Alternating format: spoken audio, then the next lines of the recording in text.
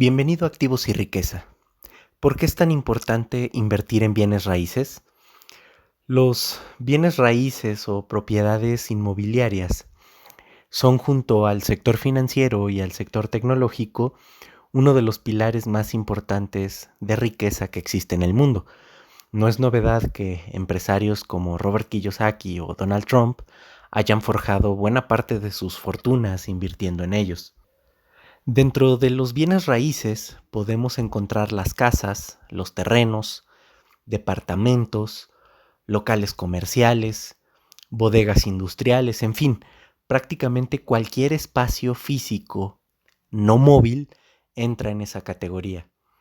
Ahorita te platico las características de inversión en cada uno de ellos, pero lo importante es entender por qué vale la pena tenerlos en nuestro portafolio de activos. Y la razón es simple. Como hemos visto, la probabilidad de que exista un colapso en el sistema financiero está. Eso puede presentarse, ya lo vimos recientemente y en 2008, estuvimos cerca. Y ante un colapso por pérdida de confianza en el sistema, uno de los activos que es garantía que siempre tendrán valor son los bienes raíces. Finalmente, la gente siempre necesitará un espacio donde vivir y siempre se necesitarán espacios para sembrar o espacios para cualquier fin en general.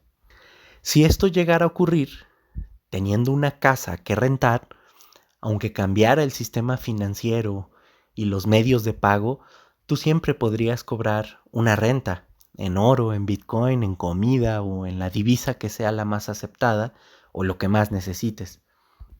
Y es por lo anterior que me cuesta entender que gurús en finanzas personales recomienden invertir en bienes raíces a través de fibras o ETFs e instrumentos del sistema financiero en general.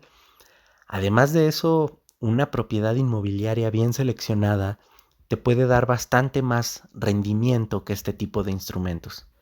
Pero quitándonos de escenarios fatalistas, no solo es por protección ante el sistema financiero, sino que realmente los rendimientos que suelen tener son bastante buenos.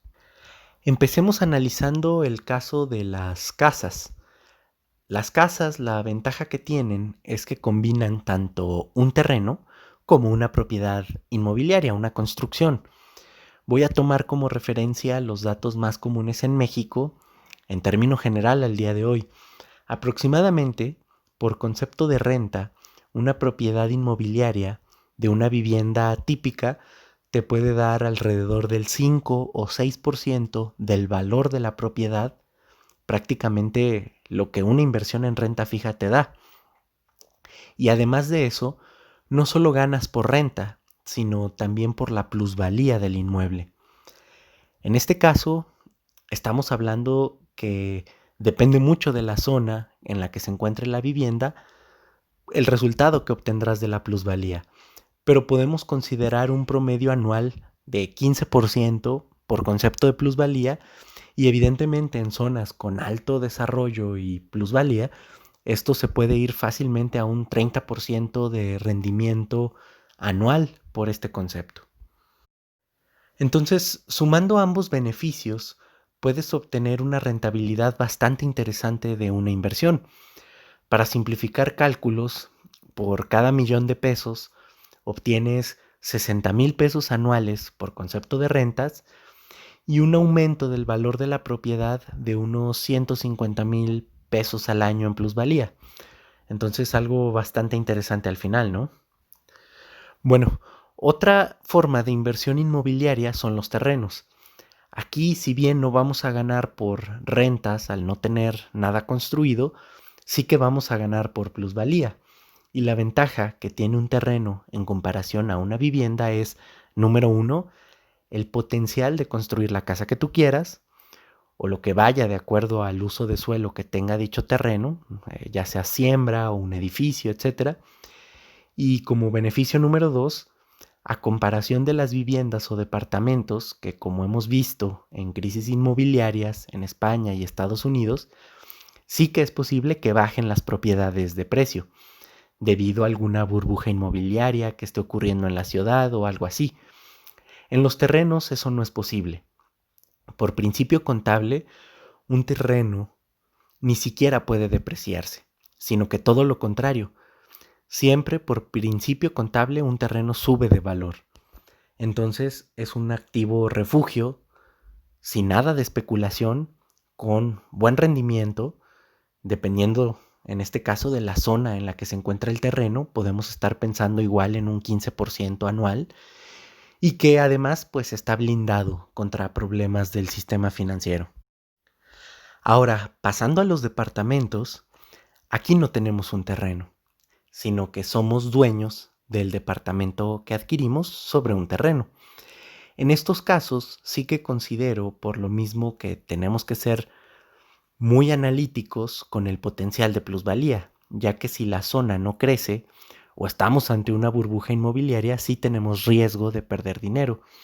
Sin embargo, recordemos que como cualquier inversión en bienes raíces, son activos que su demanda siempre tiende a ser alcista en el largo plazo por lo que te comentaba.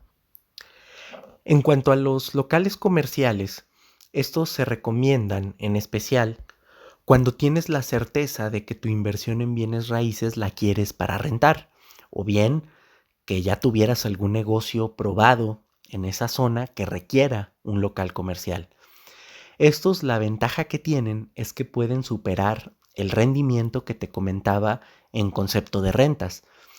Si las casas estábamos comentando que tenían un 5 o 6% anual de rendimiento en concepto de rentas, en los locales comerciales esto puede llegar alrededor del 10%.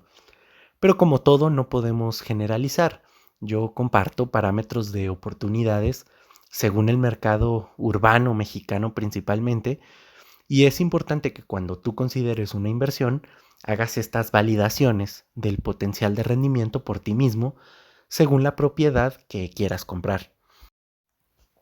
También es importante considerar el tiempo que nos va a demandar esa propiedad, tanto temas de mantenimiento como trato de inquilinos y cuestiones de este tipo en general, el manejo de las rentas.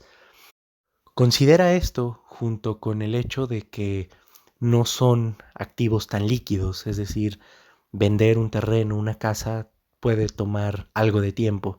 Entonces toma en cuenta estos factores al decidir por una inversión de este tipo.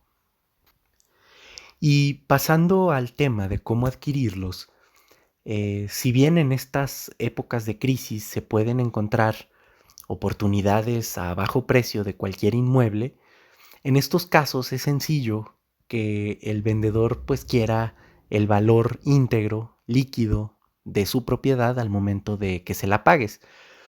Y por tanto, en estos casos tú te tendrás que encargar de tener el recurso completo de contado para hacer frente a ese monto de inversión.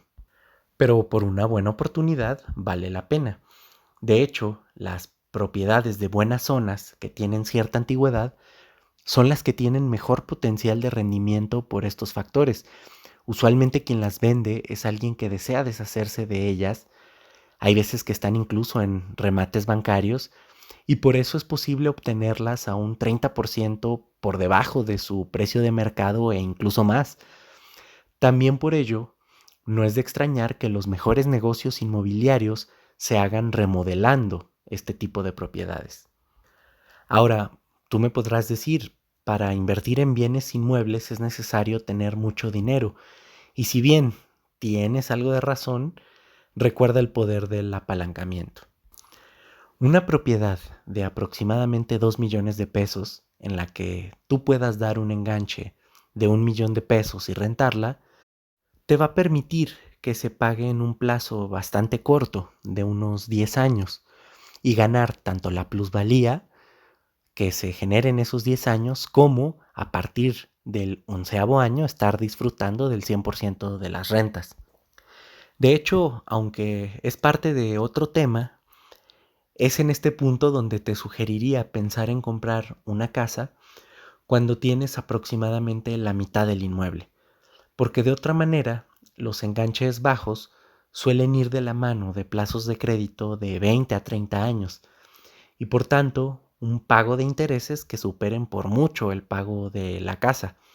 Siguiendo con el ejemplo de la casa de 2 millones de pesos, Si tuvieras que pagar 1.800.000 pesos a crédito, aproximadamente estarías pagando 18,000 pesos mensuales por el crédito de esa casa.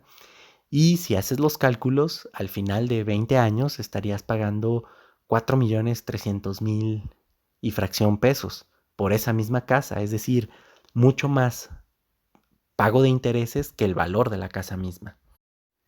Ahora, en Europa o Estados Unidos podemos encontrar las tasas de interés realmente bajas para adquirirlos. Estamos hablando de un 2 o 3% aproximadamente, ya que se suelen cotizar en monedas de reserva como son el dólar y el euro.